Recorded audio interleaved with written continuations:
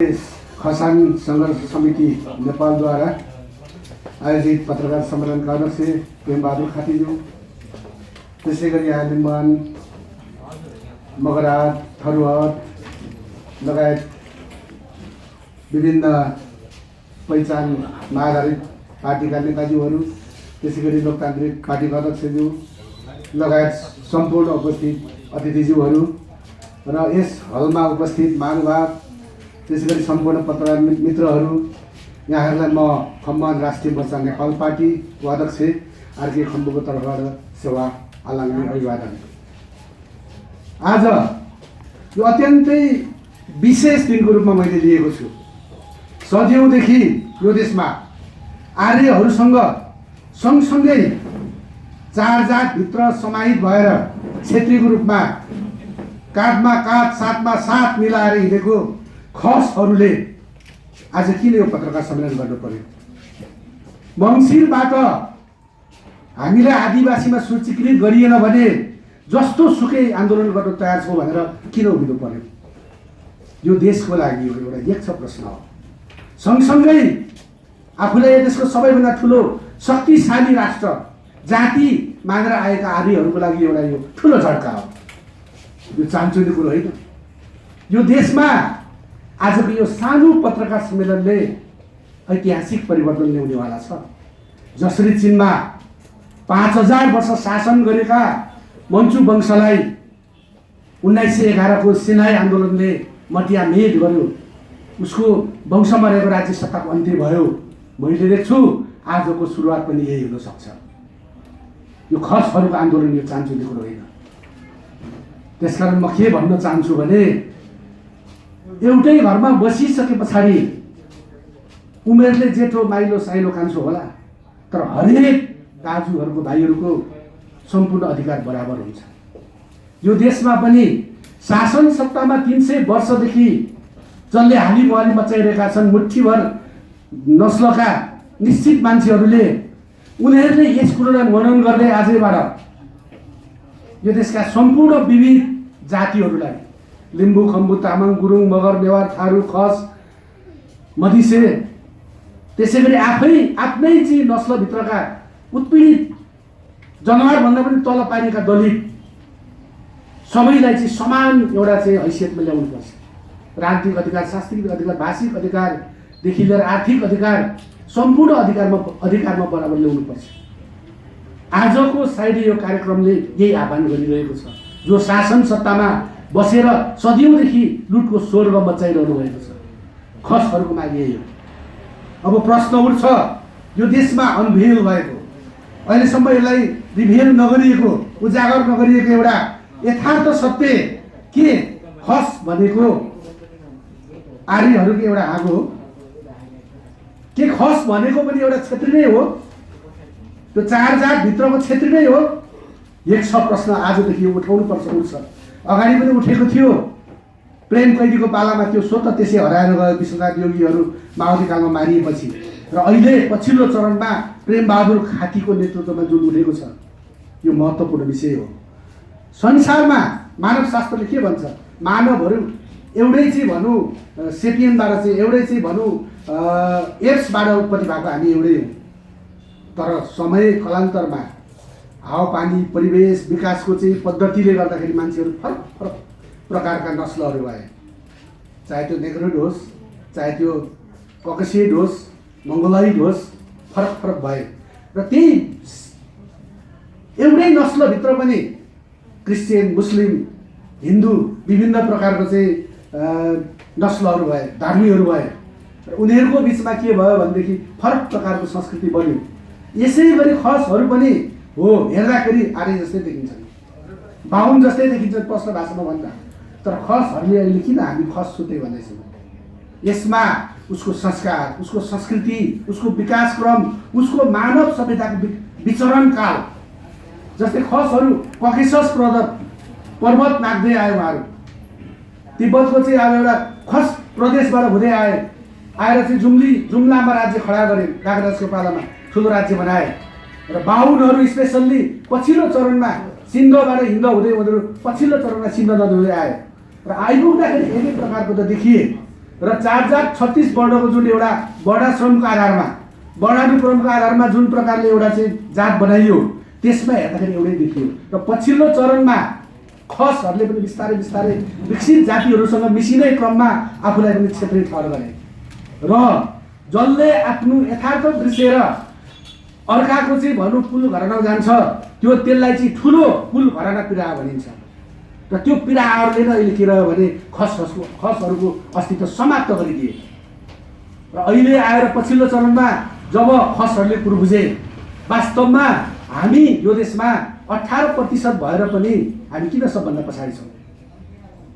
यो देशको प्रशासनिक हेरौँ, सेनामा हेरौँ, राजनीतिमा हेरौँ, कहीँ पनि हामी किन छैनौँ र सबैभन्दा अविकसित हामी किन छौँ। बल्ल पूर्वजी किनभने हाम्रो नस्ल नै छुट्टै हो, हाम्रो नेसनै छुट्टै हो। हाम्रो नेसन भनेको जाति हो, कास्ट भनेको जात हो र हाम्रो छुट्टै प्रकारको भाषा, लिपि, धर्म, संस्कार, संस्कृति थियो, छ अहिलेसम्म पनि। र त्यसकै कारण हामी के छ भने पछाडि पर्यौँ।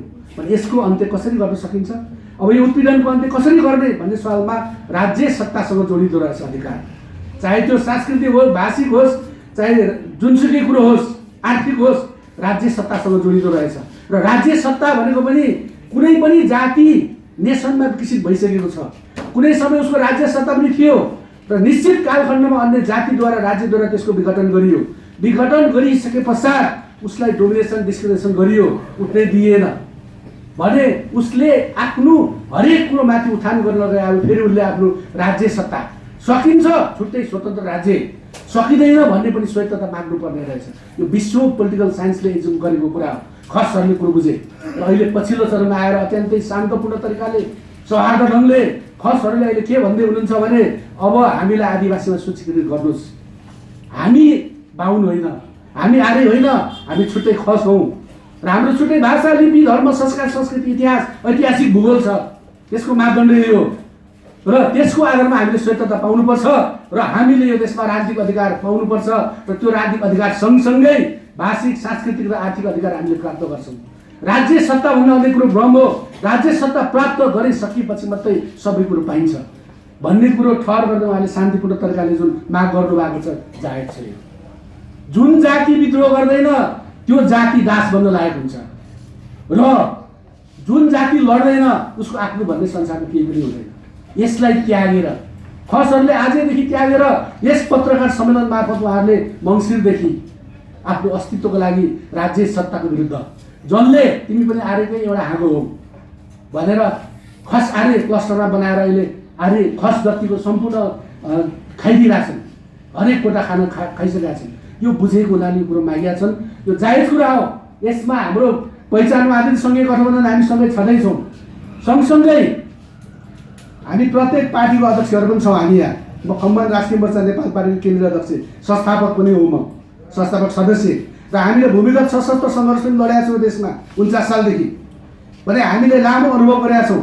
र यो पार्टीले के छ भने उहाँहरूलाई खसको आन्दोलनलाई अहिले मात्रै होइन, प्रेम कैदीको पालामा हामी सँगै थियौँ, युवराज कार्की, युवराज खसको पालामा पूर्वमा सँगै थियौँ र अहिले पनि हामी सँगै छौँ र खसहरूको लागि जस्तो सुकै प्रकारको सङ्घर्ष गर्नको लागि पनि साथमा साथ काँधमा काँध मिलाउने खम्बन राष्ट्रिय मोर्चा हामी घोषणा गर्दछौँ। र दोस्रो कुरा मैले के राख्छु भने अहिले धेरै नेपालमा उठेको छ कुरा, लिम्बुवान, खम्बुवान, तामसालिङ, थरुवा, नेवा, खसान, मकरा, तमुवान, मङ्गोल पनि आइरहेको छ अहिले। र यसमा म के प्रष्ट कुरो भन्न चाहन्छु भने राजनीति भनेको एउटा माथि विचारधाराले हिँड्दै हो, तल त्यसको चाहिँ विशिष्ट कार्यनीतिले हिँड्दै हो।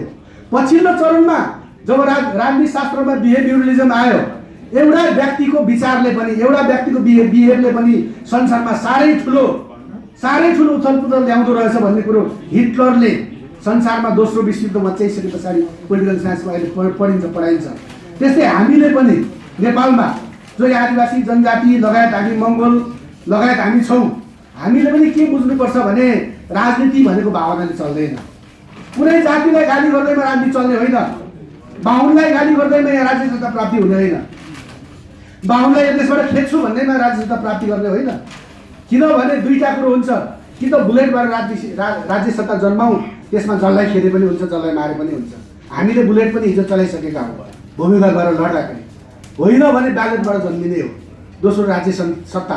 र ब्यालेटबाट राज्य सत्ता जन्माउने हो भने कुनै जातिलाई गाली गर्नुभन्दा पनि पहिले तिमी आफू बलियो बनाऊ, आफ्नो धरातल बलियो बनाऊ, तिम्रो राज्य सत्ता प्राप्त गर्ने कार्यनीति स्पष्ट बनाऊ र त्यसको रणनीति स्पष्ट बनाऊ।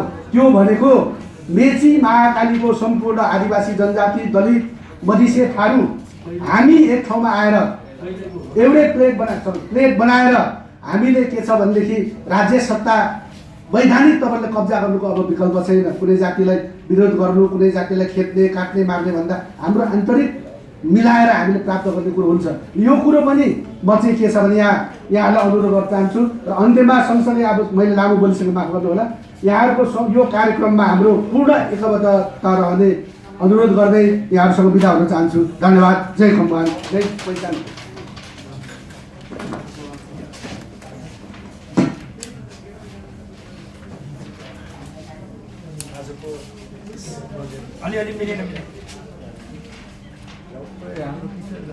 समितिको यस पत्रकार सम्मेलनमा उपस्थित सम्पूर्ण पत्रकार मित्रहरू र अभियानका साथीहरूको तर्फबाट म नेपाल राष्ट्रिय परिषदको तर्फबाट खसान राष्ट्रको सङ्घर्ष र पहिचानको सङ्घर्षमा सधैँ रहने र खसान राष्ट्र सङ्घर्ष समितिको जो आन्दोलन घोषणा गर्नुभएको छ उहाँलाई शुभकामना दिँदै र हामी पनि यस कार्यक्रममा सहभागी हुने प्रतिबद्धता व्यक्त गर्न चाहन्छु। र सँगै म तपाईँहरूसँग कुरा राख्दाखेरि यो जुन जातिको विषय छ, जाति भनेको फिलिङ अफ बिलोङनेस जुन विषय संसारको अत्यन्त महत्त्वपूर्ण विषय हो, यसलाई नेपाल सरकारले एउटा निश्चित धार्मिक वर्ण अनुसार जुन व्याख्या गरेर जातीय विभाजनको कुरा गर्यो, यसबाट हामी सचेत हुनुपर्छ। र फिलिङ अफ बिलोङनेस जो एट्याचमेन्ट छ, हामी नेवार, म नेवार अहिले कस्तो अवस्थामा छु भन्दाखेरि म यो सत्ताबाट च्युत गरेको नेवार हो।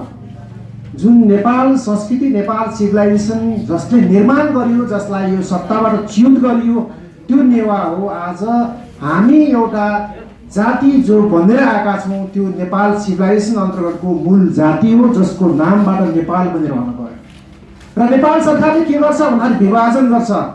कस्तो विभाजन भन्दाखेरि हामी नेवारभित्रको नेवार समुदाय नै रहेको नगरकोटीलाई आदिवासी घोषणा गर्छ, जुन नेवार नै हो भने यता आएर जो हाम्रो मौलिक परम्परा नेपाल सभ्यता मर्ज हुँदाखेरिको उताबाट खसान आएर नेवारमा मिलिएको छ, पूर्वबाट किराँत आएर नेवारमा मिलिएको छ भनेपछि खस आदिवासी समुदाय हुँदै पनि खस आर्य राखेर जुन खस समुदाय, खस आदिवासी माथि आर्यले जुन दमन गरेको छ, त्यसको छिटोभन्दा छिटो चाँडै नै यो क्लस्टर छुटाएर खस एउटा राष्ट्र हो, एउटा सभ्यता हो, यो सभ्यताको पहिचान स्थापित गरियोस्।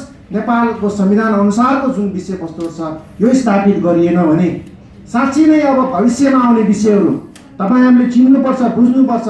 यो यहाँनिर संस्कृतिको विषय छ, यो जुन मस्तो संस्कृति भन्ने जो विषय छ त्यसको परम्परा पनि नेपाल सिभिलाइजेसन अन्तर्गतको विषय हो। र जुन विषय मस्तो जुन दर्शन ढुङ्गा, तपाईँहरूलाई थाहा होला, दर्शन ढुङ्गा बल्ने ढुङ्गाको पूजा गर्ने परम्परा खोकनाबाट सुरु भएको हो।